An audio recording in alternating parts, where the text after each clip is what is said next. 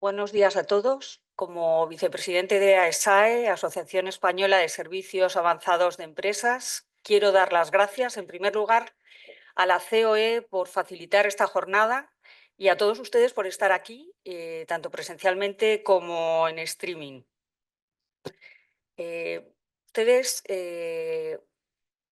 sabrán que estas jornadas van dedicadas a las empresas que fundamentalmente tienen trabajadores que se desenvuelven dentro o se convierten en personas discapacitadas y que la empresa ha de adaptarle su puesto de trabajo. No es fácil en muchas ocasiones, no quiero hacer un spoiler de lo que se va a hablar posteriormente. Es un equilibrio entre las necesidades del trabajador, siempre que sea posible readaptarles dentro de las empresas, y por otra parte de la empresa, y facilitar que estas personas se desenvuelvan dentro de su entorno laboral y que continúen con una estabilidad económica.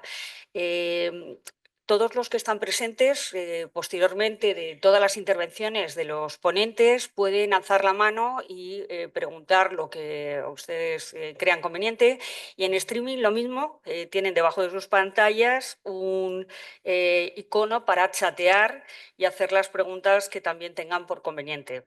No quiero quitar más tiempo a los ponentes, que tantas cosas y tan interesantes tienen que contarnos. En primer lugar, nos hablará Olimpia del Águila Cazorla, que es jefa del área de Seguridad Social, Igualdad y Diversidad de la COE, que tienes la palabra.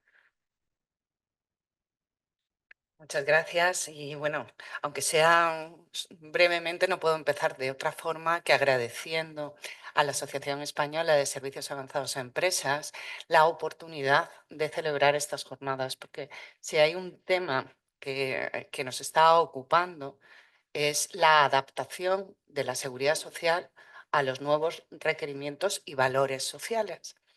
La modulación de las instituciones de seguridad social a los retos, coyunturas, contextos y tejido productivo del siglo XXI pasa por repensar algunos de los dogmas que teníamos en seguridad social. Uno de ellos es la compatibilidad de las pensiones con el trabajo.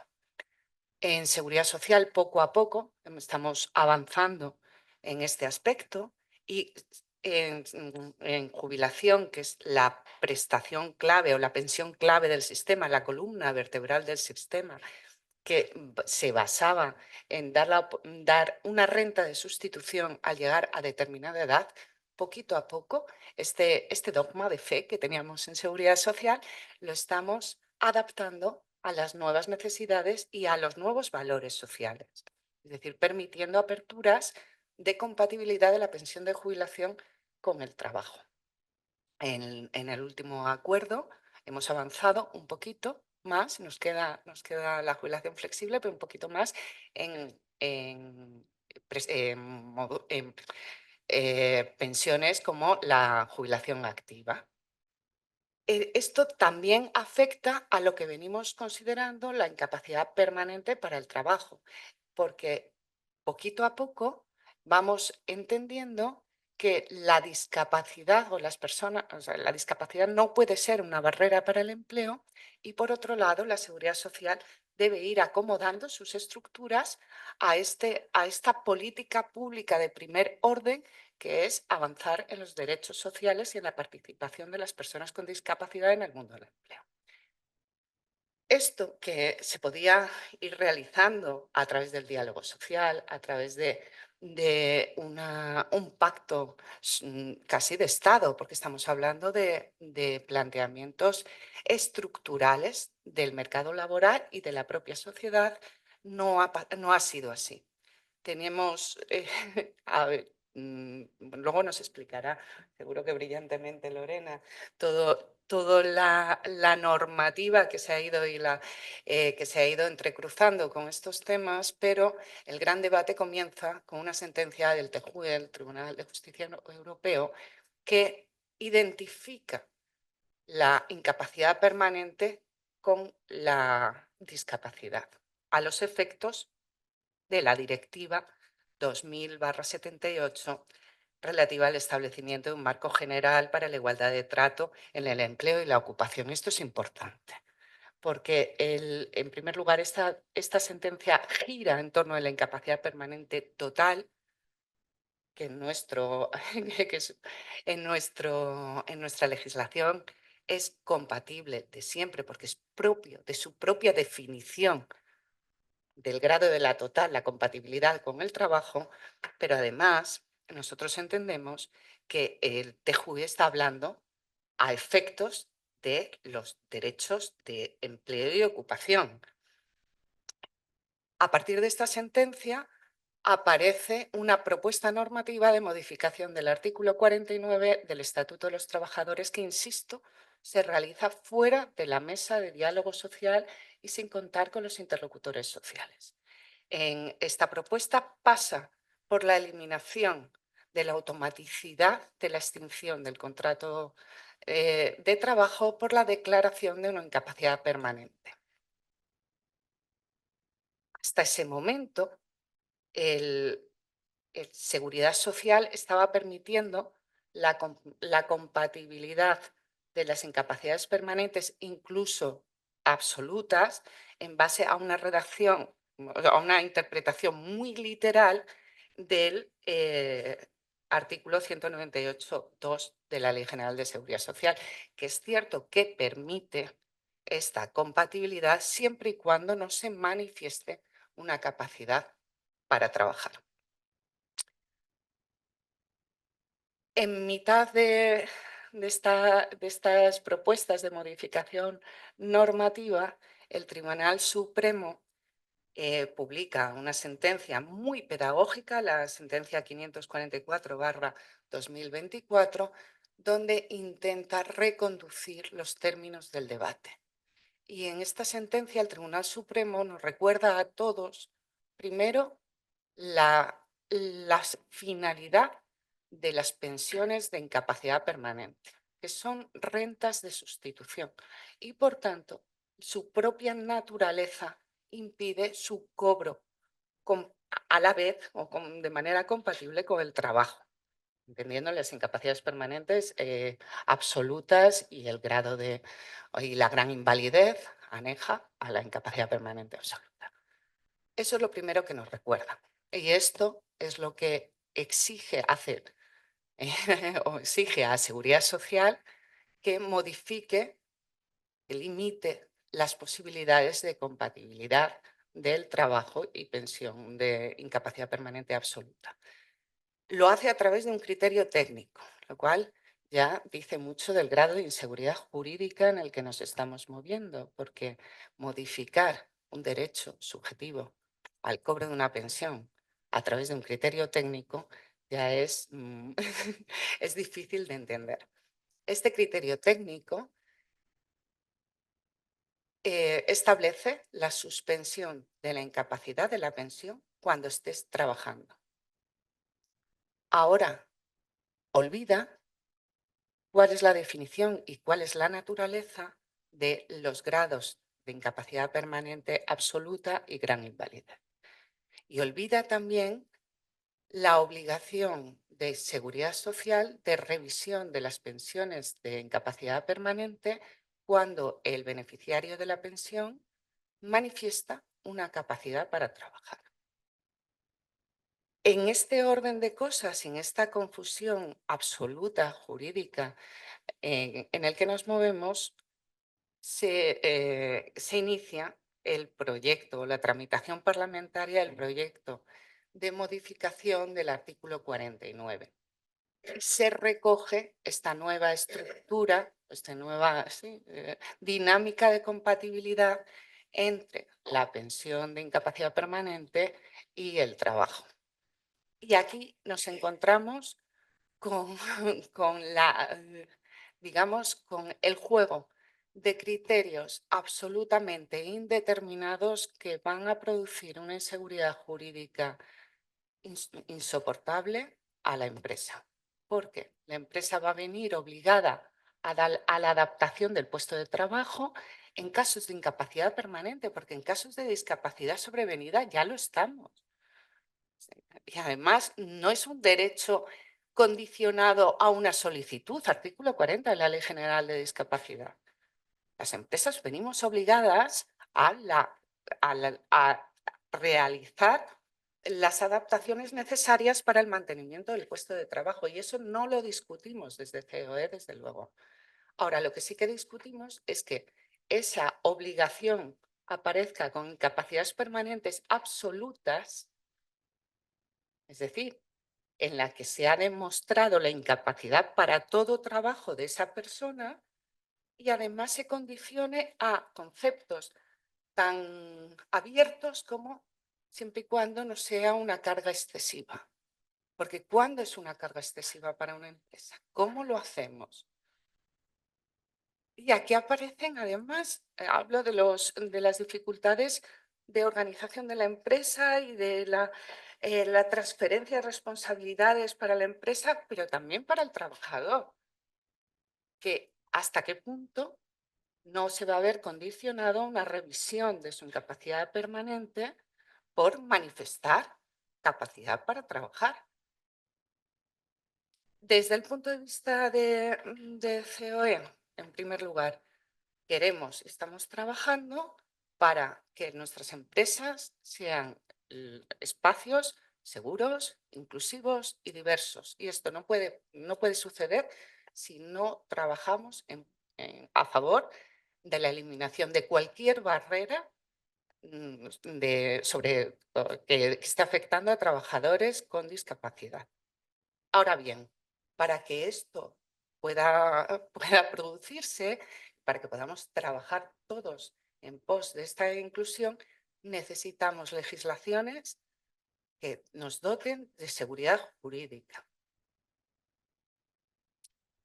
Bueno, sé que mis compañeros van a ahondar muchísimo más en cada uno de estos aspectos y en las dificultades, bueno, en las dificultades que nos vamos a encontrar las empresas si la legislación sale tal y como parece que puede salir esta modificación, pero en todo caso, bueno, estoy a vuestra disposición para cualquier duda o puntualización sobre mis palabras.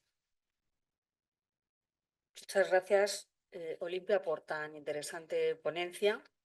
Le toca el turno a Lorena López, que es coordinadora del área jurídica de Acontax Madrid, despacho de abogados. Es licenciada en Derecho y Administración de Empresas, coordinadora antes de unirse a Acontax Madrid, en la Dirección Letrada de Procedimientos Judiciales relacionados con reclamaciones de derecho aéreo y aeronáutico, defendiendo los intereses más importantes de ese sector.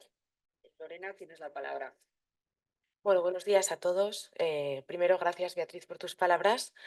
Me gustaría, en primer lugar, agradecer a los organizadores de esta jornada tan de actualidad, tan interesante, en especial a la COE, que nos ha abierto las puertas de su casa para estar hoy aquí. Es un placer para mí estar en esta mesa con estos compañeros y estar aquí con vosotros y con los que estáis detrás de las cámaras. Entrando en materia, cuando se plantea esta disyuntiva entre extinción del contrato de trabajo o adaptación del puesto ante una situación de incapacidad laboral, a mí me parece muy importante, primeramente, hacer una fotografía de cuál es el escenario normativo en el que estamos y al que vamos a avanzar. Y en esa fotografía me gustaría responder a 3 preguntas. ¿Qué dice nuestra legislación a día de hoy? ¿Cómo y por qué el Tribunal de Justicia de la Unión Europea se pronuncia respecto de nuestra legislación? ¿Y a qué marco normativo nos movemos como consecuencia de esa sentencia?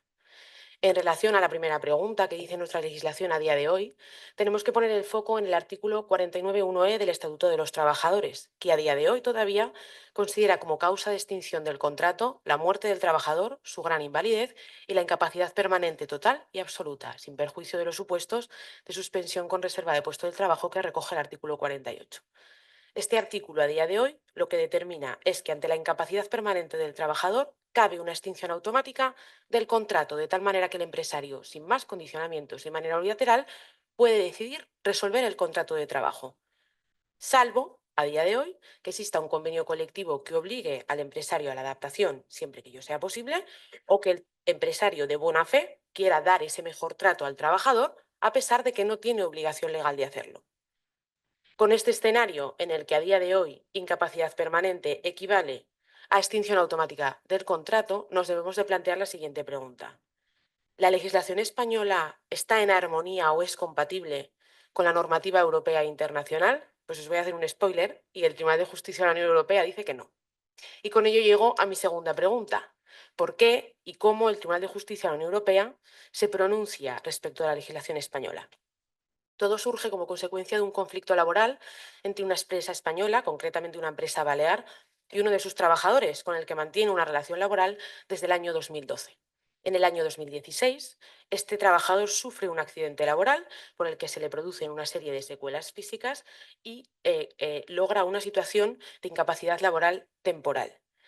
En el año 2018, el Instituto Nacional de la Seguridad Social dicta una resolución en la que declara extinguida esta situación de incapacidad laboral temporal, le deniega la incapacidad permanente total, pero le reconoce una indemnización por lesión permanente. En el curso de esta lucha que tiene el trabajador con la Seguridad Social, pide a su empresa que le reubique para que pueda mantener su puesto de trabajo, pero acorde a sus nuevas circunstancias. Y la empresa accede a reubicarle en un nuevo puesto de trabajo que se ajusta a su nueva situación particular. En el año 2020, y habiendo llevado el trabajador esa lucha frente a la seguridad social, consigue su propósito y el órgano jurisdiccional competente le reconoce la incapacidad permanente total para el ejercicio de su profesión habitual. Su empresa, a pesar de que la había reubicado, dadas sus circunstancias actuales, se agarra a la herramienta que le ofrece el artículo 49.1e y declara automáticamente extinguido su contrato de trabajo, poniendo fin a su relación laboral. El trabajador no está conforme, obviamente, con esa resolución del contrato y lo que hace es llevarlo a los tribunales. Y en un primer momento los juzgados de Ibiza le dan la razón a la empresa porque tiene una herramienta legal que le habilita para hacer lo que ha hecho, que es extinguir automáticamente el contrato de trabajo de su trabajador. El trabajador acude en suplicación al Tribunal Superior de Justicia de las Islas Baleares y es el Tribunal Superior de Justicia de las Islas Baleares el que decide echar el freno y pone sobre la mesa las siguientes consideraciones. La primera, que el artículo 49.1e del Estatuto de los Trabajadores, a pesar de las modificaciones y derogaciones que ha sufrido la ley del Estatuto de los Trabajadores, sin embargo, la redacción del artículo 49.1e no se modifica desde el año 1980. Y esto lo que plantea para el Tribunal Superior de Justicia de las Islas Baleares es que esa redacción no está en armonía con tres normas. La Directiva 2000/78 de igualdad de trato en el empleo y en la ocupación, la Convención de las Naciones Unidas de los Derechos de las Personas con Discapacidad celebrada en Nueva York en 2016 y la Carta de los Derechos Fundamentales de la Unión Europea del año 2000.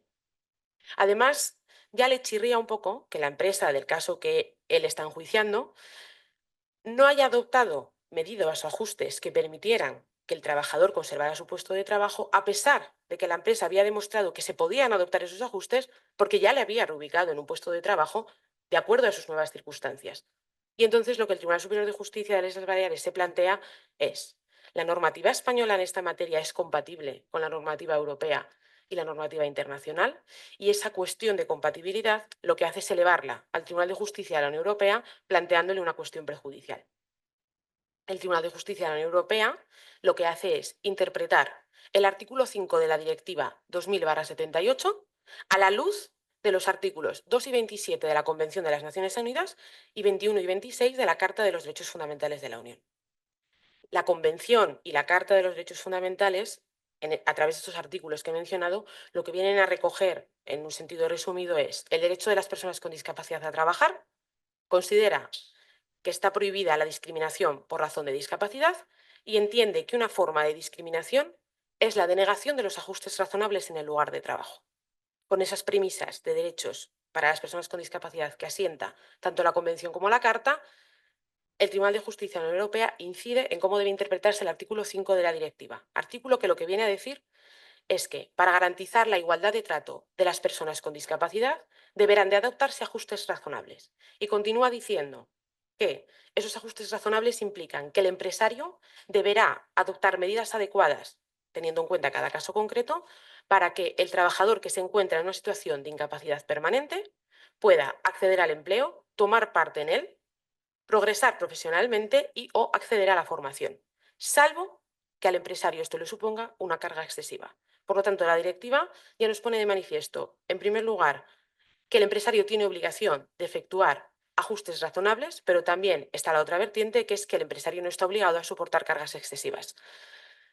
Con este totum revolutum de normativas a los que he hecho referencia, el Tribunal de Justicia de la Unión Europea dicta la sentencia el 18 de enero del 2024 y en el que concluye que la interpretación que debe de hacerse del artículo 5 de la directiva, teniendo en cuenta la Convención y la Carta de los Derechos Fundamentales, no es compatible, se opone a una normativa nacional, entre ellas la española, que permita al empresario extinguir el contrato de trabajo ante una incapacidad permanente del trabajador por discapacidad sobrevenida sin que el empresario esté obligado con carácter previo a efectuar o a mantener ajustes razonables que permitan al trabajador mantener su puesto de trabajo o sin que justifique que no puede adoptar esos ajustes razonables porque le suponen una carga excesiva. En resumen, el Tribunal de Justicia de la Unión Europea lo que viene a decirle a España es: tu legislación no es compatible con mi interpretación de la directiva. Y con esto llego a mi tercera pregunta: ¿hacia qué marco normativo nos movemos como consecuencia de esta sentencia? Partiendo de la base de que el Tribunal de Justicia de la Unión Europea es el máximo intérprete del derecho de la Unión y que nos acaba de tirar de las orejas diciéndonos que nuestra legislación en esta materia no cumple para nada el derecho de la Unión, en nuestro país se pone en marcha la maquinaria legislativa. Y la semana pasada, en el Congreso de los Diputados, se aprueba la tramitación por el procedimiento de urgencia de un proyecto de ley cuyo texto ha sido aprobado por el Gobierno, que permite o que plantea la modificación del artículo 49 del Estatuto de los Trabajadores, además de la Ley General de la Seguridad Social. Centrándome en esa modificación que se plantea del artículo 49, lo que va a hacer ese proyecto de ley en el caso de que llegue a aprobarse es modificar el apartado E de tal manera que solo se va a considerar como causa de extinción del contrato la muerte del trabajador, e introduce el apartado N de ese artículo 49.1, que viene o que a través de él se trata de recoger la filosofía del Tribunal de Justicia de la Unión Europea. Ese apartado N lo que viene a decir es que ante una situación de incapacidad permanente total o absoluta del trabajador, el empresario solo podrá extinguir el contrato de trabajo cuando no pueda adoptar ajustes razonables o reubicar al trabajador en otro puesto que esté vacante y disponible y que se acorde a su capacidad, porque adoptar esos ajustes razonables o reubicar al trabajador le suponga una carga excesiva. Además, ese proyecto de ley pretende, de una manera general, establecer parámetros que nos permitan considerar que es una carga excesiva. Y esos parámetros son, según este proyecto de ley, en primer lugar, los costes de la adaptación. En segundo lugar, en qué medida dichos costes se pueden sufragar con ayudas o subvenciones públicas a la discapacidad. Y en tercer lugar, dice que habrá que tener en cuenta el salario medio, el tamaño y el volumen de negocio de la empresa. El proyecto de ley va más allá y lo que hace es trasladar a la voluntad del trabajador esa solicitud de adaptación, de tal manera que lo que pretende este proyecto de ley, modificando el Estatuto de los Trabajadores, es que sea el trabajador el que pida esa adaptación. Y lo que prevé es que cuando el trabajador es notificado respecto de la resolución que declara su incapacidad permanente, dispone de 10 días naturales para notificar al empresario que quiere continuar con su relación laboral. Una vez que se ha hecho esa notificación, el proyecto de ley lo que pretenda es que el empresario tenga 3 meses como máximo para o adoptar los ajustes razonables o reubicarle en un puesto de trabajo o extinguir el contrato acreditando que lo anterior le supone una carga excesiva. Y además se impone al empresario el que tener que resolver dicha petición del trabajador por escrito y siempre fundamentadamente. Este proyecto de ley, que repito, está en tramitación parlamentaria, es la forma que ha encontrado nuestro país de adaptar el derecho de la Unión o el derecho español al derecho de la Unión y dar cumplimiento a las exigencias del Tribunal de Justicia de la Unión Europea, con las implicaciones que muy seguramente en la práctica dichas novedades legislativas van a traer. Muchísimas gracias.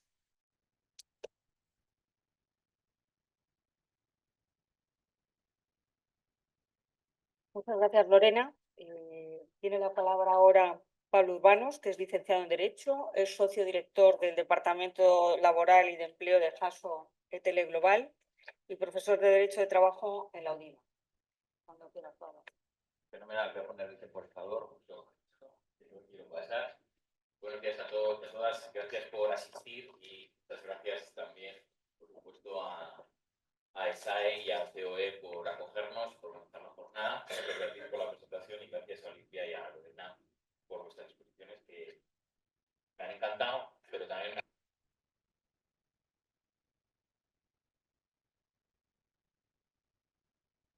Ahora mejor. Bueno, esto es un tema que es un tema de actualidad, yo creo que no hace falta decirlo, que es un tema que nos preocupa a todos tan poco y que nos va a preocupar a futuro pues también, ¿no? Es una cosa bastante clara y evidente. Por mi parte, cuando nos repartimos un poco los temas, aunque el tema es el que es, ¿no? Yo me quedé con la difícil misión, inconsciente de mí, ¿no? De hablar de de los posibles problemas que todo esto que nos han contado Olimpia y Lorena pues, nos están provocando y nos van a provocar. Aquí ya hay un matiz importante. Nos están provocando ya problemas, aunque ese proyecto todavía no está vigente, ¿no? De hecho, ahora tenemos unos problemas y en el futuro tendremos otros. Y tenemos que intentar resolverlos todos. Entonces yo, en broma, pero absolutamente en serio, comentaba el otro día que no tengo respuestas, ¿no? Es una pena, porque cuando uno se desplaza lloviendo, como está lloviendo en Madrid hasta aquí, o se conecta a esta hora de la mañana desde su despacho, desde su casa, a una sesión como esta, es para obtener respuestas. Y yo lo siento, pero yo lo que tengo son preguntas, ¿no? Y esto es lo que vengo a compartir con vosotros, ¿no? Yo un poco la idea que tengo es analizar dónde estamos a nivel práctico y qué problemas nos vamos a encontrar. Muchos, muchos más de los que yo habré pensado, pero un poco los más gordos, ¿no? Lo primero es definir el supuesto de hecho o recordar el supuesto de hecho. Estamos hablando de una persona trabajadora que obtiene una resolución por la que se le declara en situación de incapacidad permanente total. No me he equivocado, es que de momento lo que ha dicho el TJUE es incapacidad permanente total. El proyecto de ley es eso, un proyecto, ¿no? Habrá que ver en qué acaba, pero todavía no está vigente. Y es verdad que el proyecto lo amplía a la absoluta y a la gran invalidez. Como Olimpia ya ha sido muy clara y brillante en ese punto, pues me lo ahorro yo, ¿no? En cuanto a si esto tiene un sentido desde el punto de vista de la lógica de la incapacidad o no.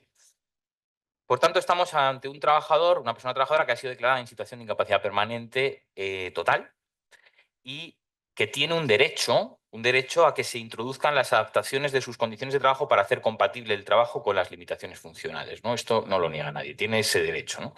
Y a partir de ahora, o a partir de aquí vienen las dudas. Yo las he clasificado en tres bloques, ¿no? El primero es si es necesaria una solicitud.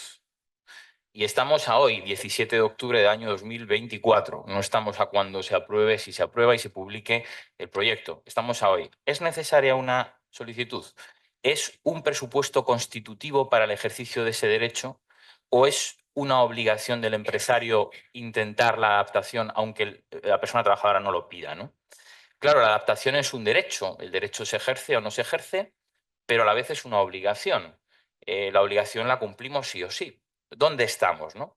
La propuesta de modificación del artículo 49.1 del Estatuto de los Trabajadores, como ha dicho Lorena, exige voluntariedad.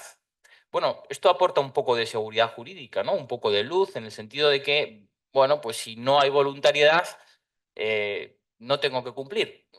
Esto es un poco peligroso, ¿no? Porque tenemos algún antecedente. Pero bueno, esa propuesta normativa exige, perdón, una solicitud bien de adaptación o bien de cambio a otro puesto vacante, ¿no? Que tenemos esas dos vertientes y habrá que ver, ¿no? Pero claro, problemitas. El TJUE, en la sentencia que brillantemente ha expuesto Lorena, no habla de solicitud, ¿no?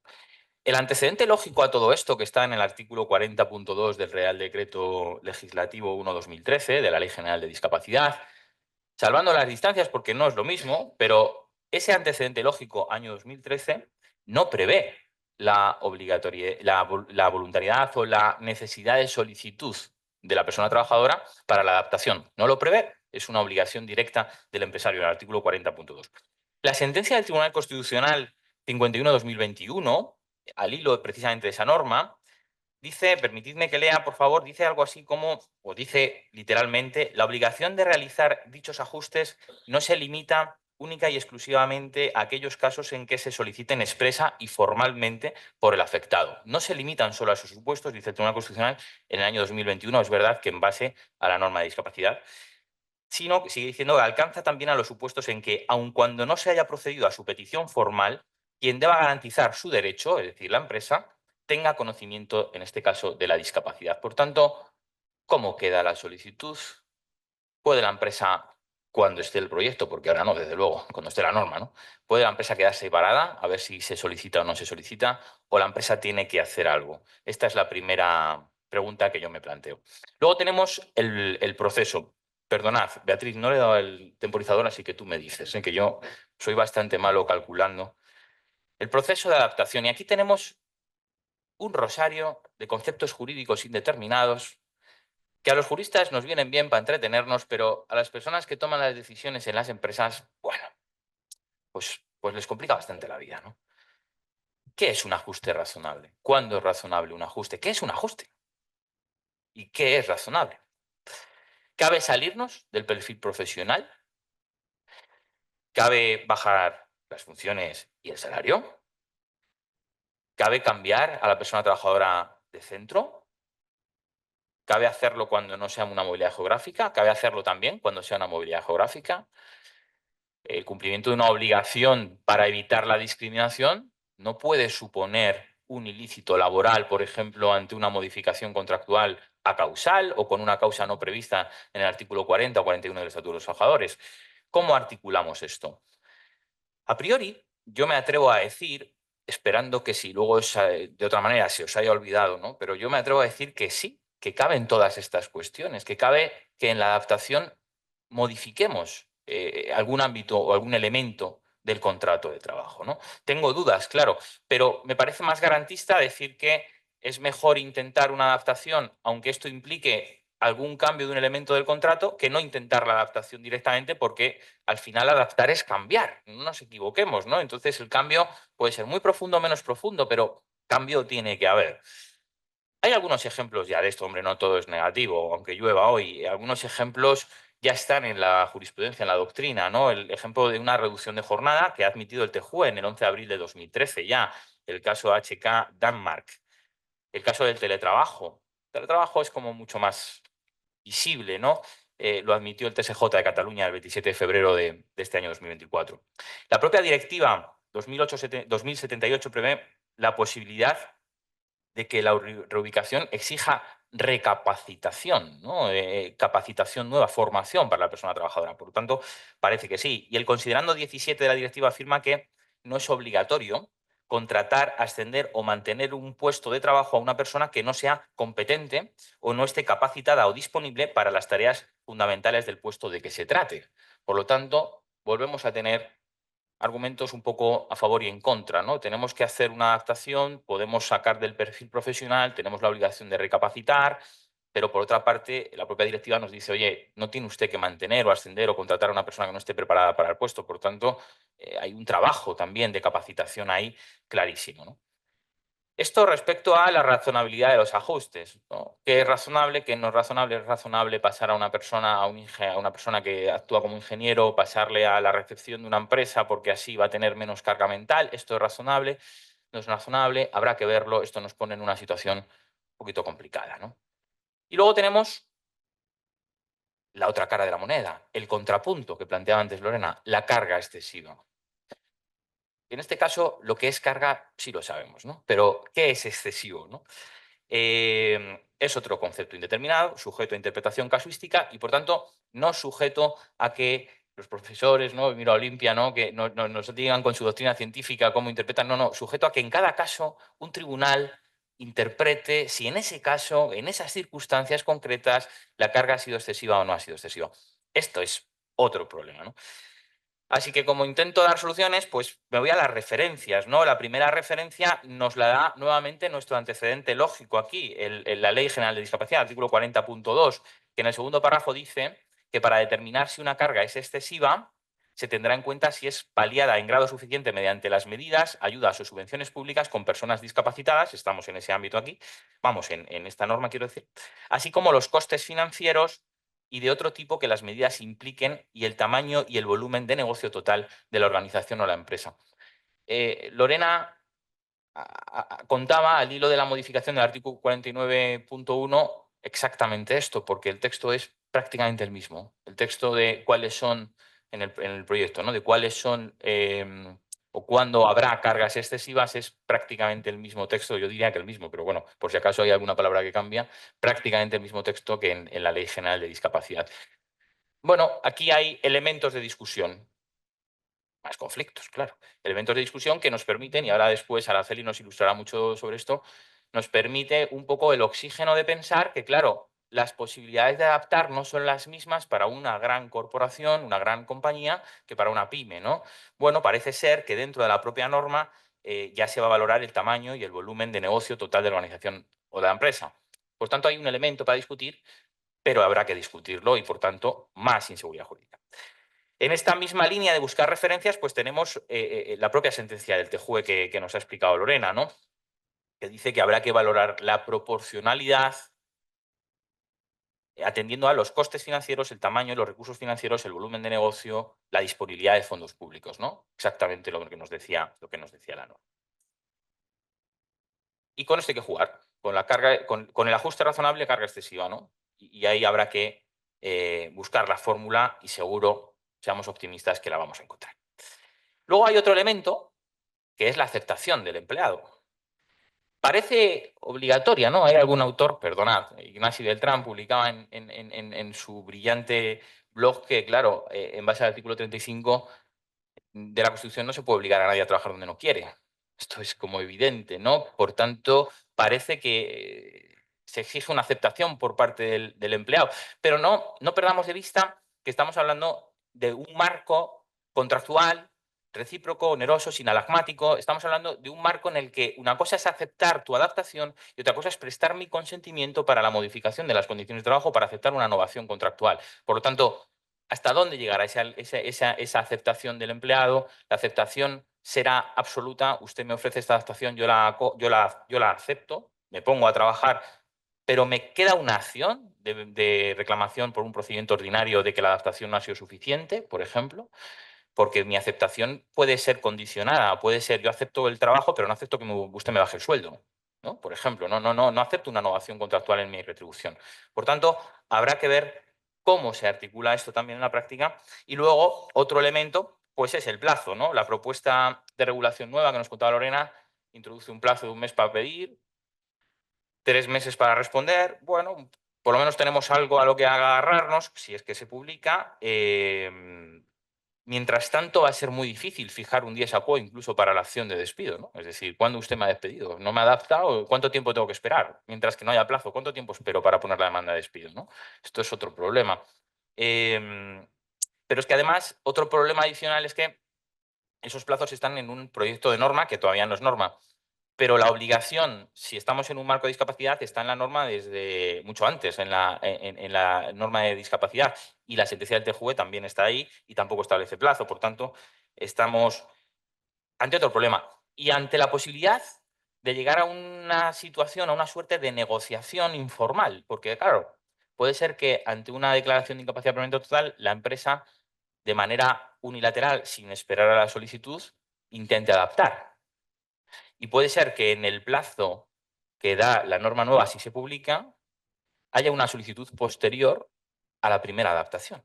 Claro, es decir, mi intento de adaptación previo a tu solicitud anula tu posibilidad de solicitar.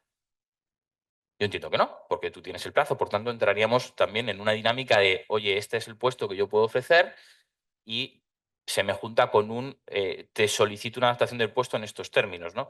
Bueno, pues habrá que ver también cómo se articula esto. Y por último, las consecuencias. Este es el momento en el que a mí me gustaría que Beatriz me cortara, porque realmente puedes hacerlo si quieres, ¿no? Realmente, pues es que yo he estado intentando, ¿no?, pensar todo lo que puede pasar a partir de ahora a nivel judicial y se me ocurren múltiples opciones, ¿no? Múltiples posibilidades, ¿no? Empiezo por lo que está un poco claro, que además lo ha explicado también Olimpia brillantemente, ¿no? Ahora mismo hay una sentencia de nuestro Tribunal Supremo muy clara, de 11 de abril de 2024, que nos dice que el trabajo es incompatible con la incapacidad permanente absoluta y gran invalidez. Esto es así.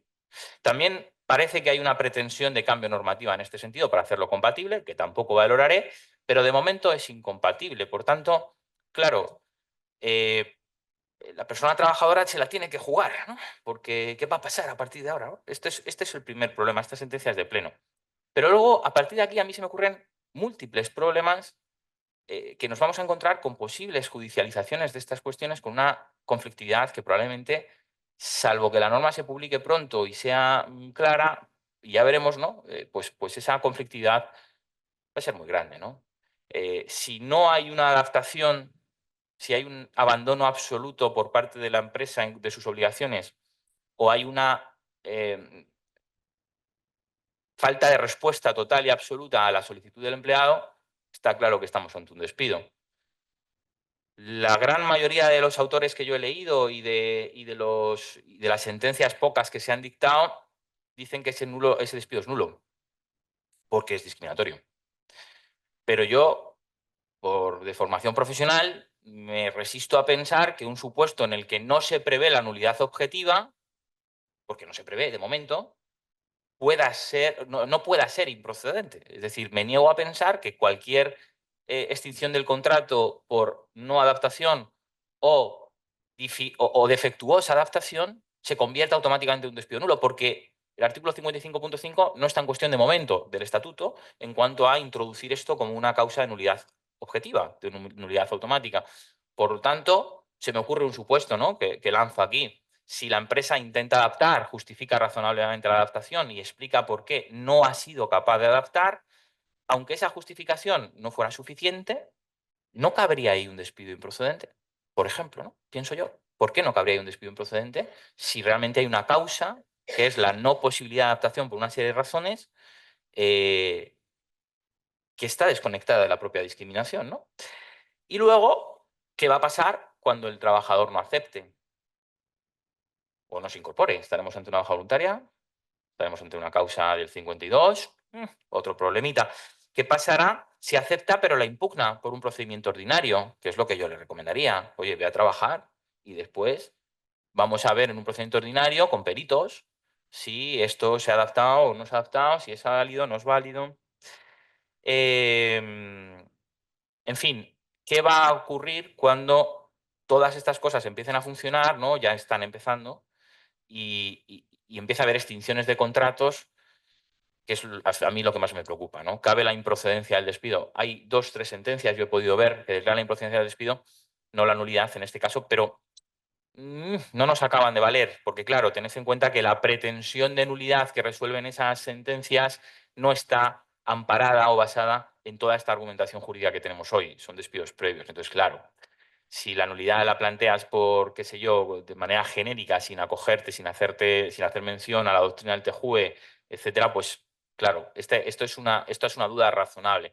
Habrá que ver, yo quiero pensar, y si no es así, que se os olvide, pero quiero pensar que no todos los despidos en este caso serán nulos, porque eso sería convertir la vulneración del derecho fundamental en una categoría absoluta unida a la propia extinción. Es decir, sería convertir una causa de nulidad subjetiva por vulneración de derechos fundamentales en una causa de nulidad objetiva que legalmente ahora no está prevista.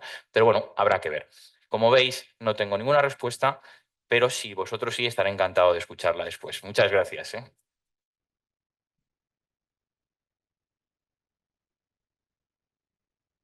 Gracias, Pablo. No te podía cortar porque sabía que lo mejor venía al final. Por eso quería que... Después de estas brillantes exposiciones, Araceli, lo tienes difícil, pero seguro que estarás a la altura como siempre. Araceli Morató Martín es licenciada en Medicina y Cirugía de la Universidad Complutense de Madrid. Es doctora en Medicina del Trabajo, en Medicina Familiar y Comunitaria. Es técnico superior en Prevención de Riesgos Laborales y directora de Salud Laboral del BBVA. Cuando quieras, Araceli. Bueno, muchas gracias. Muchas gracias a ESAE, muchas gracias a COE por la invitación a esta jornada. Como bien ha dicho Beatriz, lo tengo muy difícil, pero bueno, voy a intentar poner un poco nuestro granito de arena desde el punto de vista de BBVA de lo que estamos haciendo, ¿no? En principio nosotros estamos comprometidos con la inclusión. Quería hacerme una pequeña introducción y voy a tener la osadía porque no sabía lo que ves, ahondar tanto, de una pequeña introducción en el marco legal, saber diferenciar lo que es la discapacidad y la incapacidad, ¿vale? Y luego ya la intervención ante la petición de incorporación después de una baja por incapacidad permanente, los escenarios posibles, nuestro compromiso, el impacto en la cultura organizacional, las conclusiones, y luego sí me voy a permitir hacer una serie de reflexiones que me gustaría compartir con todos vosotros, ¿no? Bueno, dentro del marco legal, ya los compañeros lo han explicado muy bien, mucho mejor que yo. Está el artículo 49.1, que es la extinción de contratos de trabajo, cuando el trabajador es declarado con situación de incapacidad permanente total, absoluta o gran invalidez. El artículo 52 del Estatuto de los Trabajadores por ineptitud sobrevenida. Se entiende por ineptitud sobrevenida carencia de facultades profesionales que tienen su origen en el trabajador, bien por falta de preparación o por pérdida de recursos de trabajo, rapidez, destreza, etcétera. La sentencia del Tribunal Superior de Justicia de la Unión Europea del 18 de enero del 24, como han dicho muy bien mis compañeros de mesa, mucho mejor que yo, en el que los empleadores no pueden extinguir automáticamente el contrato de un trabajador sin antes realizar los ajustes razonables para mantener el empleo, con lo cual limitan la aplicación automática del artículo 49.1e del Estatuto de los Trabajadores. Y luego el proyecto de ley, como sabéis, que de 13 de septiembre del 24, en el que se elimina la automaticidad de la extinción, se condiciona la decisión empresarial a la voluntad de la persona trabajadora y a la posibilidad de adaptar el puesto de trabajo. Y el empleado tiene 10 días, como bien ha dicho anteriormente Lorena, 10 días naturales para resolución, para la petición de comunicar su deseo de trabajar después de la resolución, y 3 meses tiene la empresa para poder adaptar ese puesto de trabajo. Y bueno, y también decir que esos efectos económicos de la prestación quedan suspendidos en tanto se mantenga el desempeño del puesto de trabajo con adaptaciones, con lo cual estamos en una situación compleja. Me gustaría también diferenciar lo que es discapacidad versus incapacidad, ¿vale? La discapacidad, según la OMS, como veis ahí, es cualquier restricción o impedimento de la capacidad de realizar una actividad en la forma o dentro del margen que se considera normal para el ser humano, y esto puede ser resultado de una condición física, mental, intelectual o sensorial. También tiene una definición de discapacidad el Real Decreto Legislativo 1/2013, en el que se define como una situación que resulta de la interacción entre las personas con deficiencias previsiblemente permanentes y cualquier tipo de barreras que limiten o impidan su participación plena y efectiva en la sociedad, en igualdad de condiciones con los demás. Por el contrario, incapacidad sería esto referido al ámbito laboral, y hace referencia a las capacidades de una persona para desarrollar su trabajo. Y la definición sería el estado transitorio o permanente de una persona que por accidente o enfermedad queda mermada en su capacidad laboral. Como he dicho, queda referido a su ámbito laboral. Entonces, ¿qué diferencias vemos? La diferencia son: la discapacidad valora las limitaciones para realizar las actividades de la vida diaria que tengan su origen en una deficiencia, es decir, la pérdida de la normalidad de un órgano o función propia de ese órgano, y incapacidad nace para cubrir una prestación compensatoria, ¿no?, que trata de subsanar esa ausencia de ingresos salariales o profesionales de una persona debido a un accidente o una enfermedad. Por tanto, la discapacidad no implica incapacidad laboral, pero la incapacidad permanente sí lleva implícito como mínimo el reconocimiento de una discapacidad al menos de un 33%. Bueno, con este preámbulo, ¿qué hacemos las empresas cuando nos piden una petición para una incorporación a un puesto de trabajo? Nosotros estamos haciendo ahora ya muchas peticiones por incapacidades permanentes revisables. Entonces, se la revisa cada 2 años más o menos, y estamos haciendo ahora muchas personas que vuelven al trabajo. ¿Qué hacemos ante esto? Bueno, pues lo primero que hacemos es citarles a un reconocimiento de retorno al trabajo en cumplimiento del artículo 22 de la Ley de Prevención de Riesgos Laborales y el artículo 37 del Real Decreto de los Servicios de Prevención. Entonces, hacemos una evaluación del estado de salud y la valoración de adaptación del puesto de trabajo. A partir de ahí, hablamos con nuestros compañeros del área técnico-preventiva. ¿Para qué? Para contar con las evaluaciones técnicas de ese puesto de trabajo al que podemos adaptarle, ¿vale? Y esto nos exige una coordinación interdisciplinar entre todas las áreas del Servicio de Prevención de Riesgos Laborales para buscar a ese empleado el mejor puesto disponible y adaptarle las medidas que tengamos que hacerlo. ¿Y escenarios ante esa petición que tenemos? Bueno, pues esa petición tenemos varios escenarios. De entrada, tenemos que hacer un reconocimiento médico y hablar con nuestros compañeros del área técnico-preventiva para evaluar los puestos que podamos tener disponibles y adaptarlos. Entonces, podemos encontrarnos con una redactación, o sea, podemos hacer esa redactación del puesto de trabajo, con unos ajustes razonables y estos podrían pasar desde una modificación de las tareas, herramientas, equipo, a una adaptación ergonómica, que casi siempre nos supone hacerla, una reducción de la carga de trabajo, ajustes en la forma de trabajo y el empresario es el que debe de evaluar estos ajustes y permiten que se pueda desempeñar, como han dicho los compañeros, este puesto de trabajo sin que haya una carga económica organizativa excesiva. Podemos también reubicarle en otro puesto de trabajo, es decir, si no es posible readaptar el puesto de trabajo, le reubicamos en otro puesto, ¿no? Que sea adecuado a sus nuevas capacidades. Esto también lo estamos haciendo, ¿eh? Siempre, lógicamente, que exista una vacante y una reubicación que no implique una carga desproporcionada. Solo hablo en general porque es lo que dice la legislación, nosotros en principio somos una empresa grande, lo estamos haciendo, pero luego quería reflexionar un poco lo que pasa con las empresas más pequeñitas, ¿no? Podemos hacer una reincorporación con cambios en las condiciones laborales. Es decir, hay personas que esa reincorporación nos puede exigir hacer una reducción de jornada o hacer un cambio de turnicidad o a un nuevo contrato que refleje estas nuevas capacidades del trabajador. Y también nos podemos encontrar que haya una negativa de reincorporación porque eso suponga, como han dicho los compañeros antes, una carga desproporcionada para la organización, ¿no? Entonces, esto podría justificar esa rescisión del contrato de trabajo, pero siempre que se hayan agotado, como he dicho, las posibilidades de estos ajustes razonables. Nosotros, en principio, en BBVA, como voy a contar ahora, bueno, pues somos una empresa grande, somos 123.000 empleados a nivel del mundo y somos 22.000 en España. Dentro de nuestros propósitos y valores, bueno, nuestro propósito es poner al alcance de todos las oportunidades de esta nueva era, está en nuestro ADN, con tres valores fundamentales, que son el cliente es lo primero, es decir, somos empáticos, nos ponemos en lugar del cliente, somos íntegros, pensamos en grande y somos un solo equipo, es decir, estamos comprometidos, confiamos en el otro y soy BBVA. Propósito y valores para los clientes, para los empleados, para los accionistas y para la sociedad. Y estamos comprometidos con la diversidad y la inclusión. BVA, en principio, estamos comprometidos con la inclusión a nivel género, a nivel de LGTBI+, discapacidad generacional y étnica. Voy a pasar muy de puntillas por todas ellas.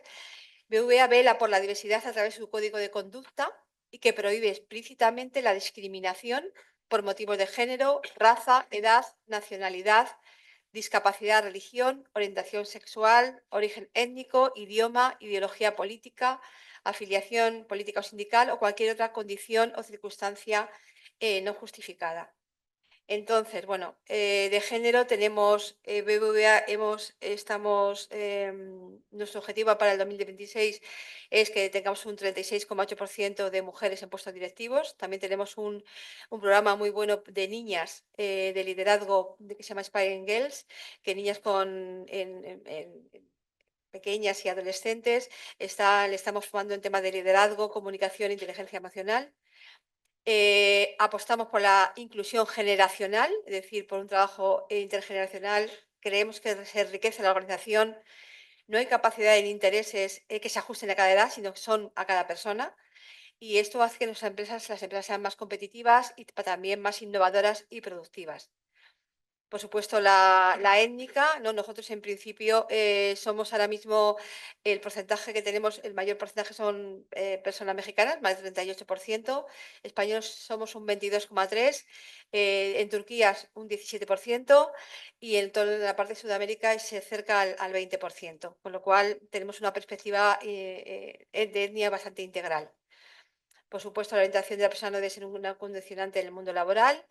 Y bueno, ahora me centro en lo que es la discapacidad, ¿no? En principio quitamos las barreras, promovemos la discapacidad física, intelectual y sensorial que no condicione el futuro de las personas. Entonces tenemos este compromiso con la inclusión porque tanto la discapacidad como la incapacidad. Hemos visto antes las diferencias, pero abordamos ambas. Como he dicho anteriormente, tanto la discapacidad como la incapacidad permanente que estamos teniendo ahora revisable en muchísimos casos que nos están volviendo a la empresa, ¿no? Nos comprometimos con eso, ¿por qué? Porque aporta un valor añadido en la empresa, nos contribuye a crear una empresa mejor. Las personas con discapacidad entendemos que tienen mucho que aportar, son personas con una amplia gama de talentos y habilidades y por eso debemos fomentar la inclusión de los empleados tanto con discapacidad como con incapacidad.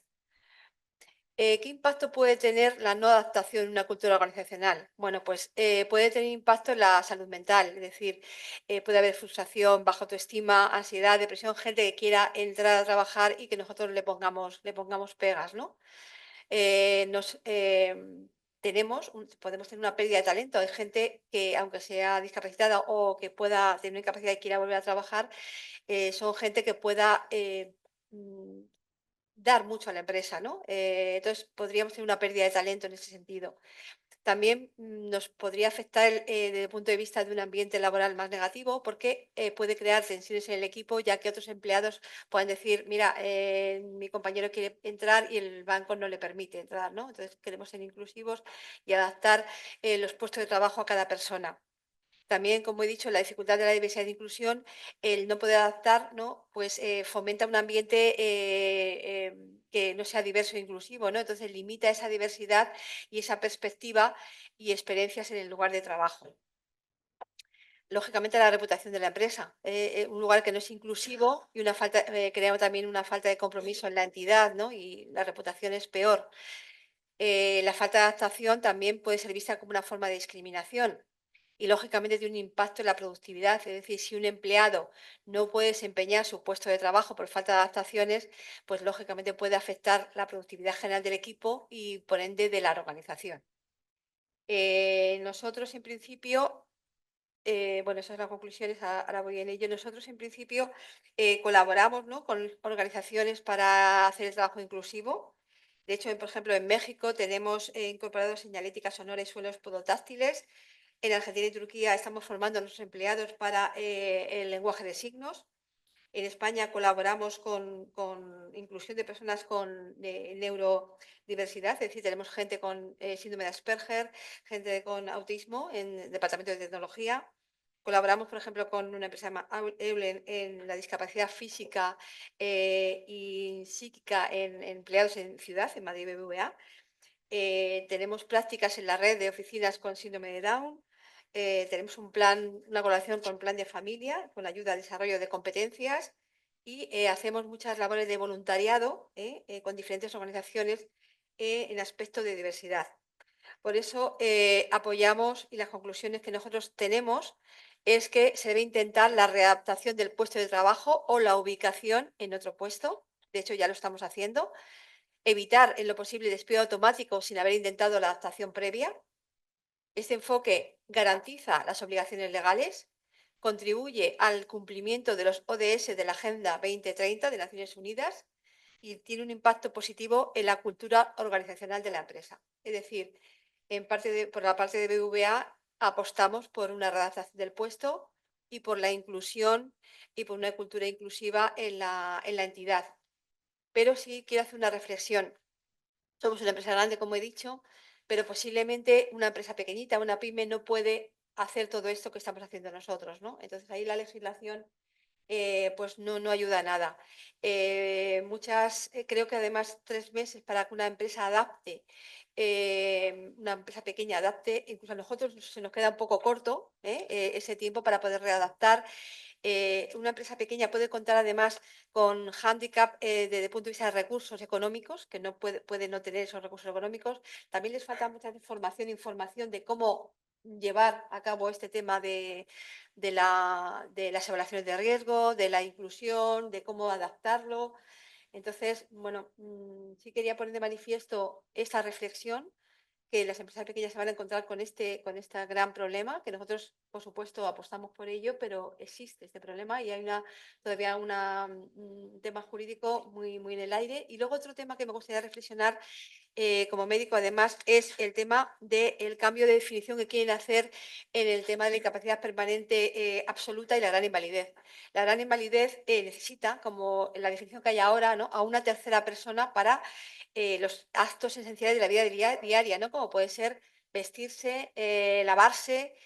¿Qué definición van a hacer ahí para poder adaptar un puesto de trabajo cuando esa persona no es capaz, sintiéndolo mucho, pero es que es así, de poder vestirse o poder asearse, ¿no?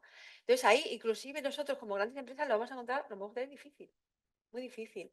o una absoluta que en principio, bueno, no pueden trabajar en ningún tipo de trabajo. Vamos a ver, ahí a lo mejor hay alguna posibilidad, pero la gran invalidez yo lo veo súper complicado y quieren redefinir esas definiciones de incapacidad permanente. Y bueno, todavía la total lo podría entender, pero la absoluta y la gran invalidez, sobre todo la gran invalidez, lo veo súper complejo. Entonces ahí los médicos, nosotros como médicos, como o el equipo técnico de prevención de riesgos laborales, lo vamos a tener súper complicado en poder adaptar estos puestos de trabajo. Y nada más, esta es muchas gracias por mi intervención, muchas gracias por atenderme y cualquier pregunta que queráis hacerme a vuestra disposición. Muchas gracias.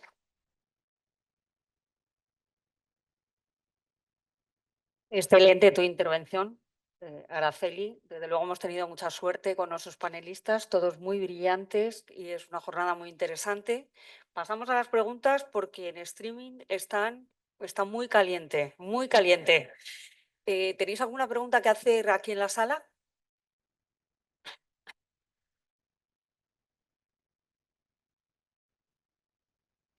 Hola, sí. No, yo quería preguntar, bueno, sin ser ningún experto en el tema, estos 3 meses que contempla la ley de adaptación, ese trabajador seguiría en activo en la empresa, ¿no? ¿Cómo estaría contemplado eso? Gracias. Primero, es un proyecto. Dentro de este, ahora mismo, si una persona, tenemos la situación actual, esto es, a la aplicación del criterio técnico de seguridad social, lo que dice que en caso de declaración de una incapacidad permanente, se suspende perdonad, si el trabajador quiere seguir trabajando, se suspende la incapacidad permanente absoluta o gran invalidez. En el caso de la incapacidad permanente total, es compatible, no habría problema. En el proyecto lo que se dice es, el trabajador solicita y se mantiene la situación de incapacidad temporal. Está en incapacidad temporal hasta que comienza su situación de trabajo. En ese caso, se suspende la declaración, su derecho a la incapacidad permanente, y aquí es chulo ver que en el proyecto solo habla de incapacidad permanente y no se mete en los grados. Y esto también va a generar algún problema. Es decir, se suspende el derecho a la incapacidad, a la pensión de incapacidad permanente porque empiezas a cobrar un salario. Esto es lo que se aplica en estos momentos en la incapacidad permanente absoluta, pero no habla de la total. Y aquí la duda, donde la ley no distingue, nosotros no podemos distinguir. Y por tanto, si habla de que se suspende el derecho a la incapacidad permanente, también se suspenderá el derecho a la incapacidad permanente total y estará vía modificación de la compatibilidad redefiniendo los grados de incapacidad permanente o peor por el caos, estará haciendo de mejor valor una incapacidad permanente total. Es decir, la propuesta es que se me suspenda, ¿no?, la incapacidad permanente. Yo lo que voy a pedir es una incapacidad permanente total. Puedo, con una incapacidad permanente absoluta, haciendo un esfuerzo tremendo y con una penosidad tremenda, me mantengo en el puesto de trabajo, en el mercado laboral, y me quitan la pensión, estoy con mi salario. Pero en cambio, si tengo una incapacidad mucho menor, que es una incapacidad permanente total, cobro la total y cobro el salario. Paradójico, ¿no? Sí. Hola, buenos días. Enhorabuena a todos los ponentes. Y yo tengo una duda. Una vez que la empresa, en el supuesto que quiera adaptar el puesto a un trabajador, ¿habrá un periodo de prueba para ese trabajador? ¿O el trabajador tendrá derecho a decir, mira, esta adaptación no es adecuada para mí? ¿O la empresa puede decir, mira, no cumple la expectativa, no cumple, ¿no? Se supondrá. Gracias. Creo que tenemos otra vez que ver las dos situaciones. La actual, en la actual yo creo que hay que aplicar la Ley General de Discapacidad, primero. Y la Ley General de Discapacidad lo que dice es que con una discapacidad sobrevenida hay que adaptar el puesto de trabajo y esta adaptación pues dentro de los parámetros normales, ¿no? Y ahí los servicios de prevención son los que tienen que tener la última palabra. Ahora, en lo que se nos sitúa, lo he explicado fenomenal con todas las dudas que nos ha planteado Pablo, es decir, claro, no existe una nulidad objetiva, bien, pero cuidado, cuidado, porque cualquier modificación adaptativa a esta nueva situación de la persona que tiene una incapacidad permanente absoluta, ¿eh? O sea, que no es discapacidad. Eso ha hecho muy bien Araceli en decirlo. Es decir, la incapacidad permanente protege un bien jurídico diferente del bien jurídico a proteger por el mundo de la discapacidad. Y esto es importantísimo. Una incapacidad permanente no es un acto médico, es un acto jurídico que valora el impacto de una patología en la capacidad residual para el trabajo. La discapacidad lo que valora es la patología en tu vida, ¿no? Una persona con discapacidad no tiene por qué tener una incapacidad. Es más, todo lo contrario. Creo que además podemos estar haciendo un flaco favor al mundo de la discapacidad con esta confusión entre estos dos conceptos. ¿Qué es lo que puede hacer la empresa? El riesgo de la empresa primero es moverse entre criterios absolutamente abiertos, como que no estamos hablando de discapacidad, sino de incapacidad permanente absoluta. ¿Cómo adapto yo un puesto de trabajo a una persona que los EBIs, los equipos de valoración de incapacidades de la Inspección Médica de Seguridad Social, han dicho que no puede trabajar, que no tiene capacidad residual para realizar ninguna clase de actividad laboral?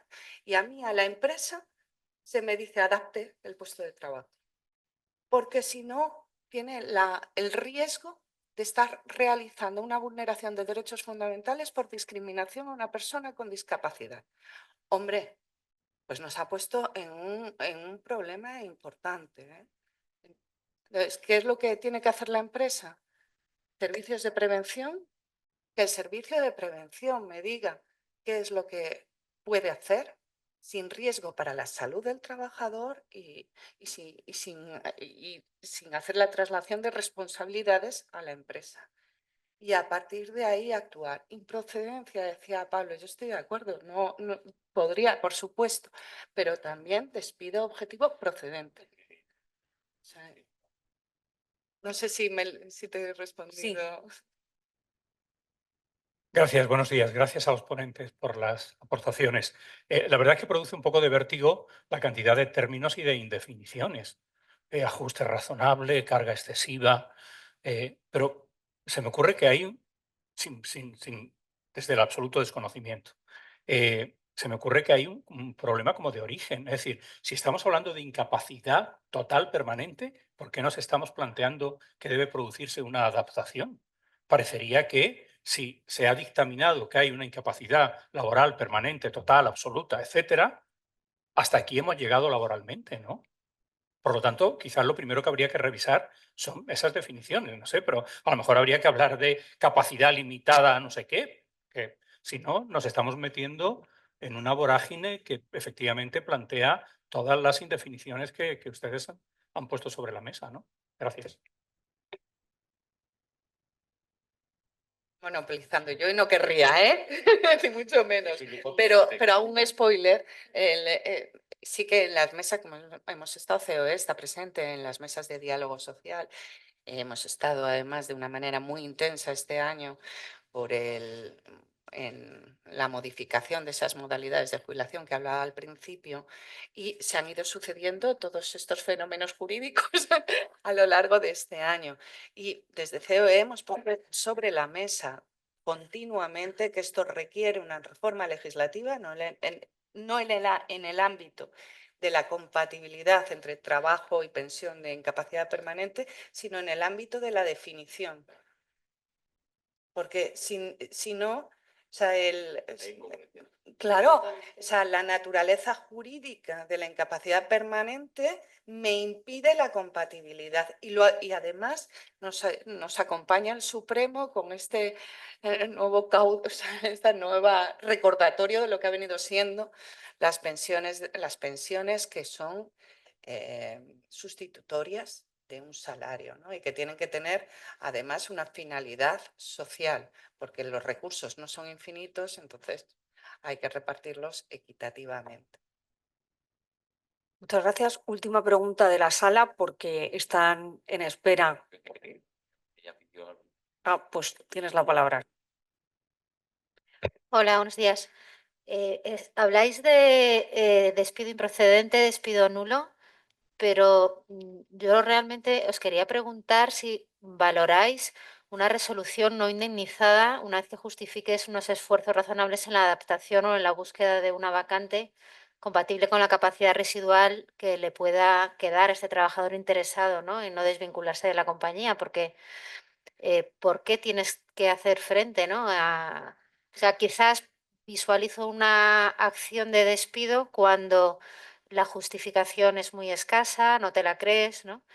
Pero si lo justificas bien, los esfuerzos que has hecho y la imposibilidad, a pesar de eso, de mantener a esa persona en plantilla, ¿por qué tienes que abonar una indemnización? Porque si vamos por esa derivada, desde luego que todo aquel que obtenga una resolución de incapacidad va a solicitar la reincorporación. Vamos, no la reincorporación, sino la permanencia, ¿no?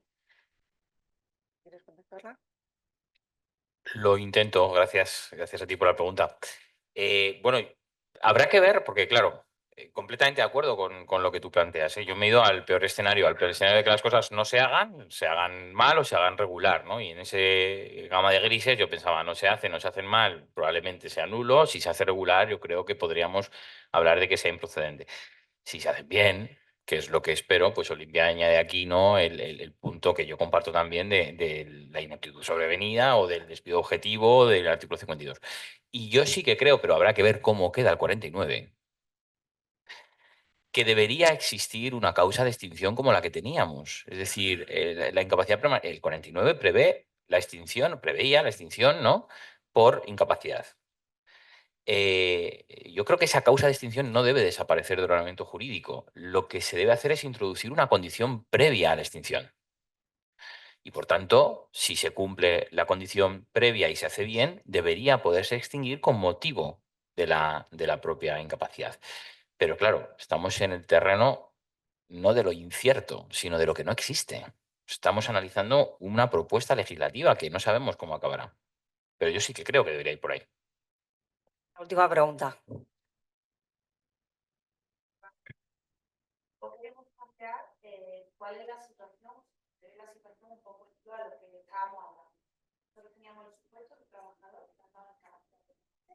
Hemos hecho todos los esfuerzos para adaptar el puesto de trabajo, se le ha dado el puesto de trabajo, se le ha dado, pero al trabajador no hay que aportar la información médica y conllevar la evaluación de ese nuevo puesto de trabajo. Entonces, visto todo este escenario, visto en la posición en la que está la empresa, llega un momento que queriéndonos adelantar a restituir un contrato de trabajo con la discapacidad permanente total, como en este caso, nos encontramos con que el trabajador se cierra. ¿Qué supuesto se nos queda aquí ahora? Damos un despido objetivo por imposibilidad cuando el juez está, pero nos falta que él aporte los documentos médicos para poder cerrar ese reconocimiento y esa valoración. Gracias. Bueno, si quieres contestar también. Vas a necesitar un abogado aquí para responderte a esto, ¿eh? A ver, yo no tengo una respuesta cerrada a esto que planteas. Yo creo que la clave, yo estoy pensando en el pleito posterior, la clave está en ir documentando muy bien cómo la empresa ha hecho el esfuerzo y cómo la persona trabajadora, en este caso, pues no ha facilitado la consecución del esfuerzo. Al final, lo que es evidente, bueno, primero, además, lo decía antes Olimpia, yo creo que en esto estamos todos de acuerdo, hay que involucrar a los servicios de prevención aquí. Y no es que la empresa le pida un informe médico, es que se lo está pidiendo quien tiene que velar por su salud en el trabajo. Entonces, yo creo que eso, la clave estará, no digo nada que no sepáis, ¿no? La clave estará en documentar muy bien todas esas solicitudes y que el servicio de prevención trabaje y haga un diagnóstico y tome un criterio. Si el trabajador se opone por completo a ese trabajo por parte del servicio de prevención, si no entrega la documentación e información, si no hay otra forma, claro, si no hay otra forma, si no hay otra forma de acceder a la información médica por parte del servicio de prevención para poder valorarle, etcétera, etcétera, etcétera, como dice Olimpia, estaríamos en un supuesto de mala fe y, por tanto, esto ya está previsto en el Código Civil desde hace muchísimos años, cuando quien tiene que recibir el beneficio de la obligación no facilita el cumplimiento, pues claro, yo no puedo cumplir una obligación para la que necesito una información que usted no me da. Pero la clave, y esto es clave a su vez, valga la redundancia, será documentar muy bien ese íter y todo esto que ha pasado. Bueno. Hablando de eso, me parece fundamental que el trabajador exponga lo que pasa al servicio de prevención para poder adaptarle. Si no sabemos, no podemos hacer. O sea, es fundamental que el trabajador aporte la información adecuada de lo que le pasa para poder adaptar a sus capacidades actuales. Entonces, que si no, no entiendo. No puede haber nada más. Bueno, es que ha habido esto que dice es una cosa que no hemos contemplado y es que puede haber personas trabajadoras que no quieran trabajar y que no lo pidan y que digan, a mí no me adaptes si yo me quiero ir a casa. Entonces,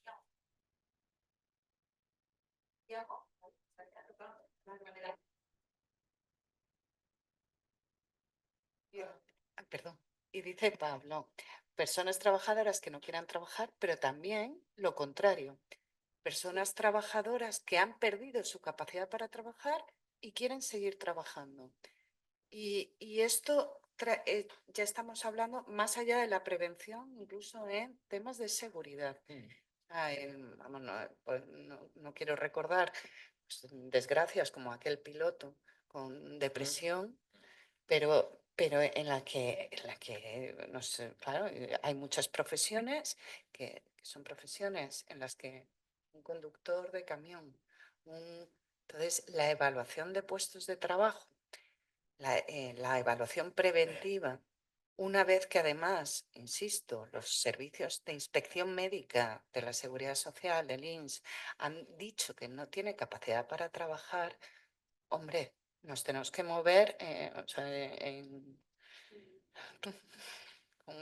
con una preocupación muy importante y desde luego con, con- nos están generando las empresas unas dificultades importantes en este ámbito.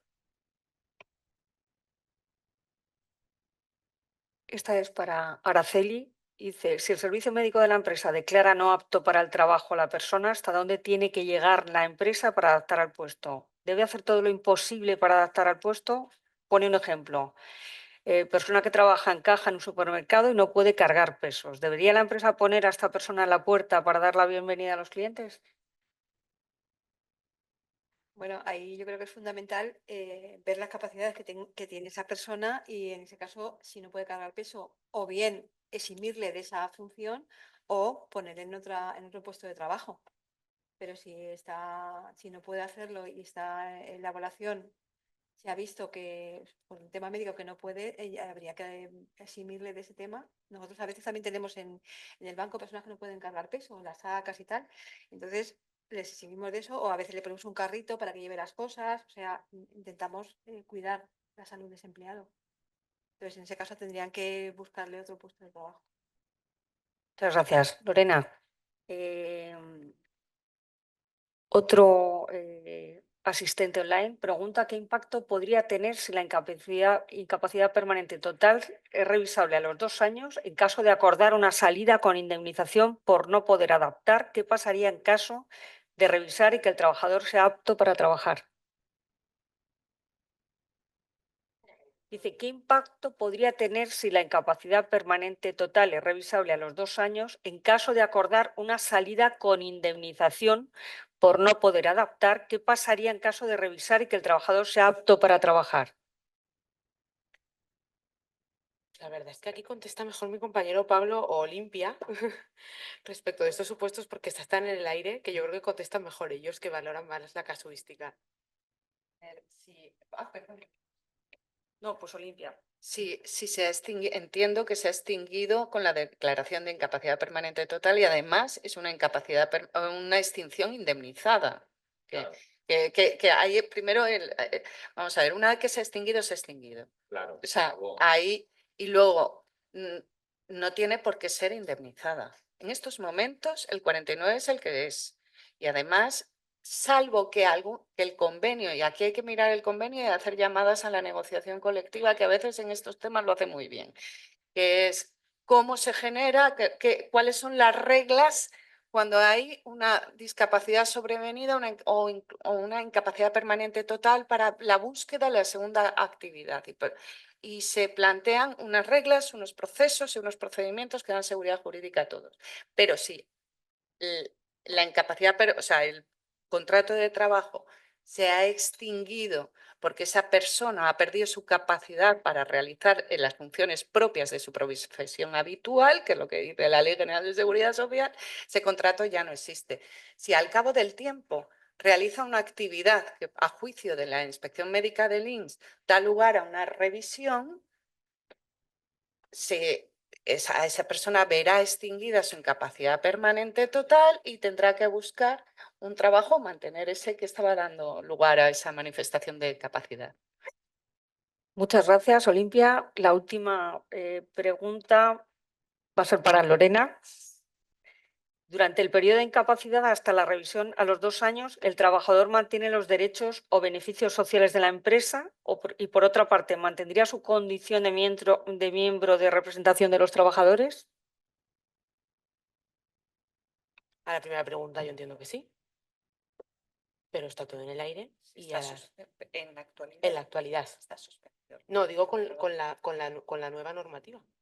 Seguiría trabajando. Seguiría trabajando. Por tanto, trabajar. Bueno, depende del grado de incapacidad. Claro, aplicaría el 48. Claro, ¿no? Es decir, el supuesto, claro. creo que pregunta por el supuesto 48, ¿no? Es revisable Reserva la de puesto capacidad. de- Exacto, exacto.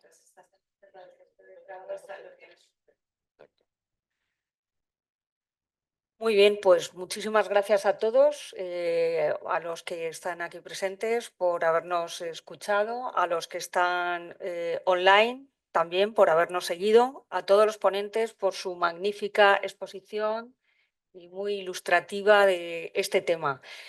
Por último, va a clausurar la jornada Ramón Calducci Farnós, que es presidente de la Asociación Española de Servicios Avanzados para Empresas, presidente del Instituto Universitario IDUE UDIMA y presidente del Grupo ADADE Consulting. Tiene la palabra Ramón Calducci. Perdón. Muchas gracias, Beatriz. Habéis observado que sigo con mis obsesiones de empezar puntuales y acabar puntuales y puede ser un poco antes, ¿no? A mí me tocaba intervenir a -10 y a -10 me he subido. Y no para presionar. Beatriz, como siempre, conduciéndolo de una manera maravillosa en cuanto a esta cuestión del tiempo.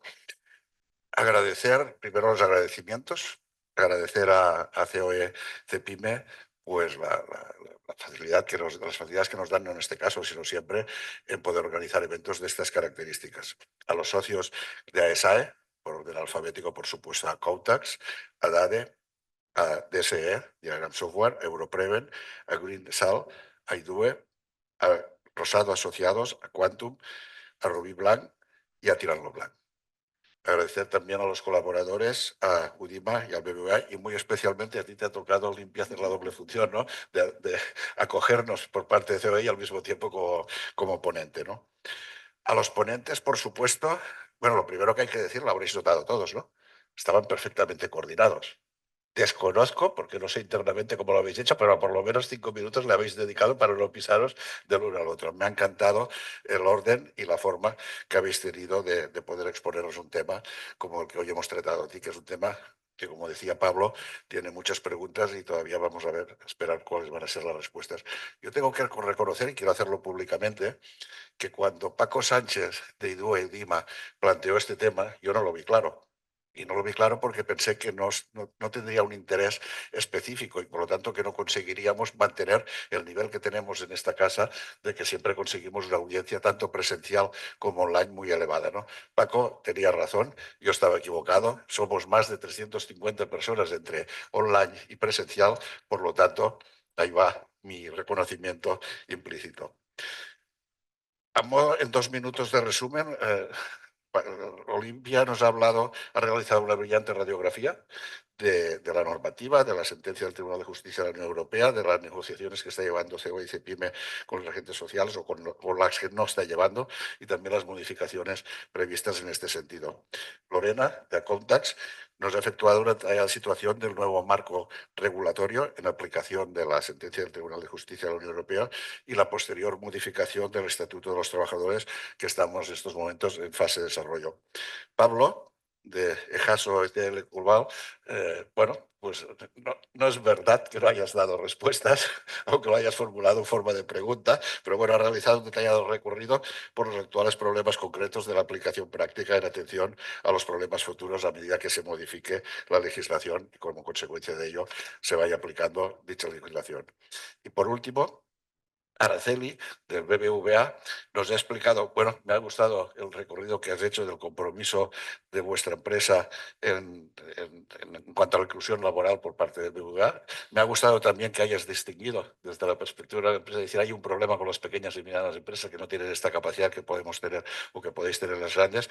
Y, por supuesto, también lo que has comentado del reducido número de puestos de trabajo únicos del que pueden disponer las pequeñas empresas y las medianas para poder cumplir con esta normativa, ¿no?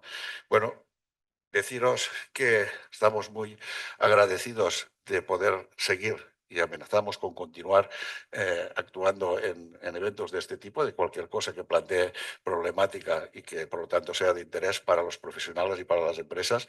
Y nada más, sencillamente para acabar el tiempo, que creo que lo hemos conseguido con 3 minutos de adelanto, desearos una feliz mañana. Tenéis 3 minutos más para tomar café o que se os pueda permitir. Que seáis felices y muchas gracias a todos.